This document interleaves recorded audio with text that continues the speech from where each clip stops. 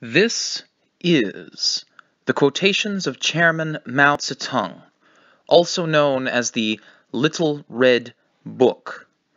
Chapter 21, Self-Reliance and Arduous Struggle. Now, before we begin, I just want to apologize in the event that there is any background noise. The Royal Canadian Air Force has been flying circuits over the neighborhood for the past couple hours, no idea why, but it is making quite the racket. Anyway, continuing. On what basis should our policy rest? It should rest on our own strength, and that means regeneration through one's own efforts. We are not alone. All the countries and people in the world opposed to imperialism are our friends. Nevertheless, we stress regeneration through our own efforts. Relying on the forces we ourselves organize, we can defeat all Chinese and foreign reactionaries. There's that noise again. Quotation from The Situation and Our Policy After the Victory in the War of Resistance Against Japan, August 13th, 1945. Selected Works, Volume 4, page 20. We stand for self-reliance. We hope for foreign aid, but cannot be dependent upon it. We depend on our own efforts, on the creative power of the whole army and the entire people. Quotation from We Must Learn to Do Economic Work, January 10th, 1945. Selected Works, Volume 3, page 241. To win countrywide victory is only the first step in a long march of 10,000 li. The Chinese Revolution is great, but the road after the revolution will be longer. The work greater and more arduous. This must be made clear now in the party.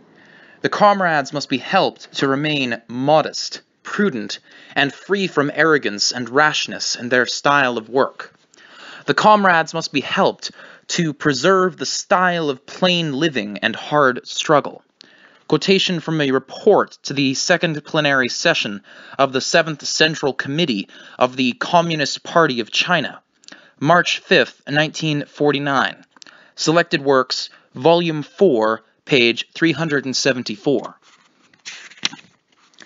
We must thoroughly clear away all ideas among our cadres of winning easy victories through good luck, without hard and bitter struggle, without sweat and blood. Quotation from Build Stable Base Areas in the Northeast, December 28th, 1945. Selected Works, Volume 4, page 84. We should carry on constant propaganda among the people on the facts of world progress and the bright future ahead, so that they will build their confidence in victory. At the same time, we must tell the people and tell our comrades that there will be twists and turns in our road. There are still many obstacles and difficulties along the road of revolution. The 7th Congress of our party assumed that the difficulties would be many, for we preferred to assume there would be more difficulties rather than less. Some comrades do not like to think much about difficulties, but difficulties are facts. We must recognize as many difficulties as there are, and should not adopt a policy of non-recognition. We must recognize difficulties, analyze them, and combat them. There are no straight roads in this world. We must be prepared to follow a road which twists and turns, and not try to get things on the cheap. It must not be imagined that one fine morning all the reactionaries will go down on their knees of their own accord. In a word, while the prospects are bright, the road has many twists and turns. There are still many difficulties ahead which we must not overlook. By uniting with the entire people in a common effort, we can certainly overcome all difficulties and win victory. Quotation from On the Chongqing Negotiations, October 17th, 1945.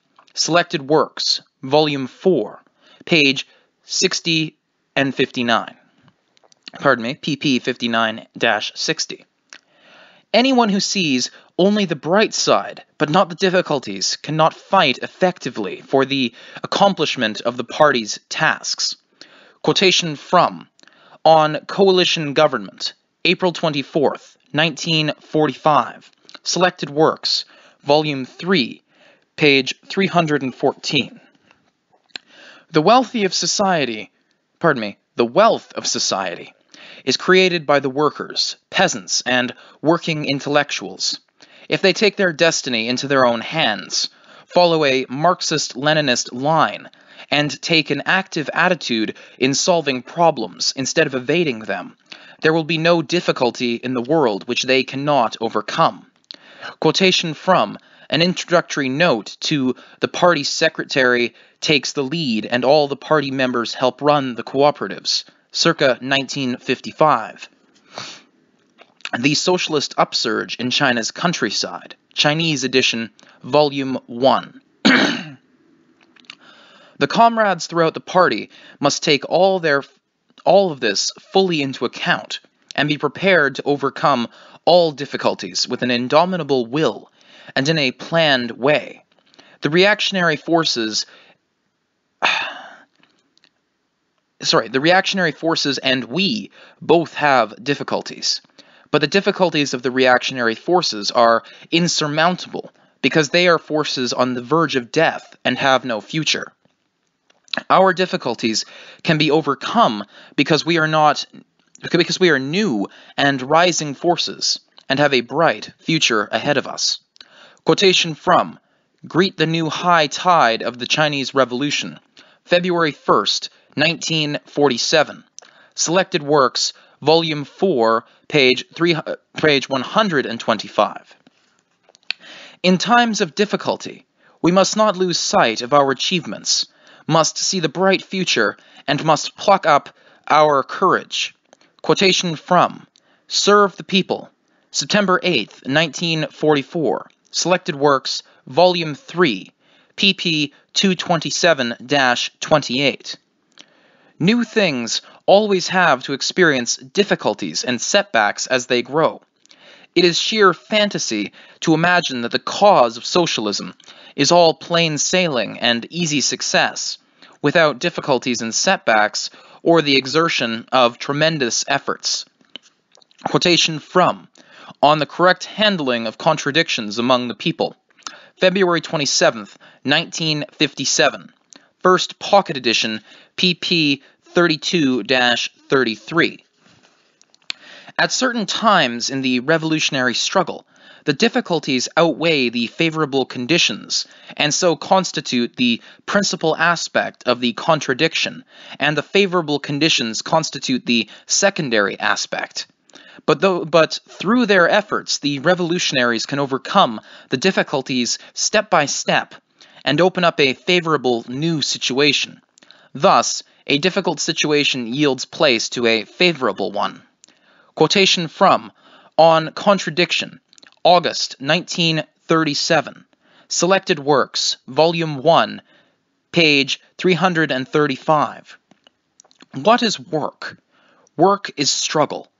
There are difficulties and problems in those places for us to overcome and solve. We go there to work and struggle to overcome these difficulties. A good comrade is one who is more eager to go where the difficulties are greater. Quotation from On the Chungking Negotiations, October 17th, 1945. Selected Works, Volume 4, page 58. There is an ancient Chinese fable called The Foolish Old Man Who Removed the Mountains. It tells of an old man who lived in northern China long, long ago, and was known as the Foolish Old Man of North Mountain. His house faced south, and beyond his doorway stood the two great peaks, Taihang and Wangwu, obstructing the way.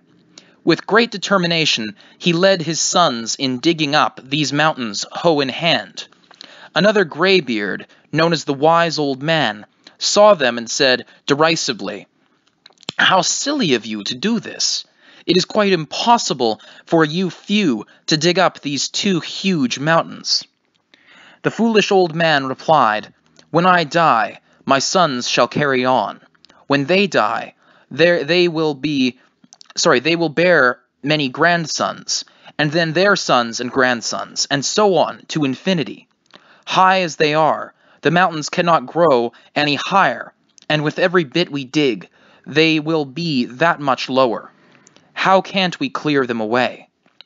Having refuted the wise old man's wrong view, he went on digging every day, unshaken in his conviction. God was moved by this, and he sent down 2 angels who carried the mountains away on their backs. Today, 2 big mountains lie like a dead weight on the Chinese people. One is imperialism, the other is feudalism. The Chinese Communist Party has long made up its mind to dig them up. We must persevere and work unceasingly, and we too will touch God's heart.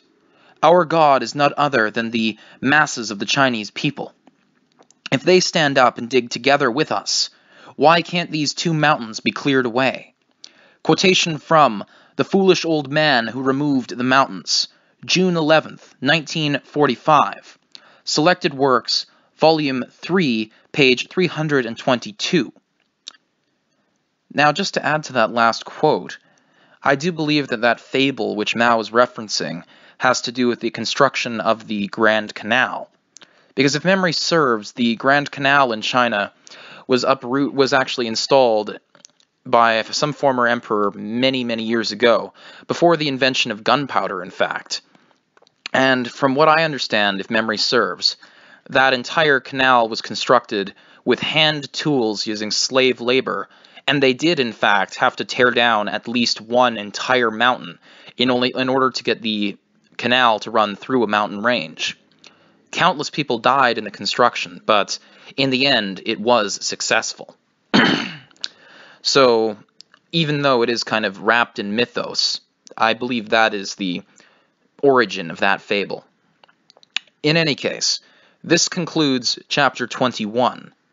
Chapter 22, Methods of Thinking and Methods of Work, shall be enclosed in the following video of this series. Thank you for joining us, and have a wonderful day.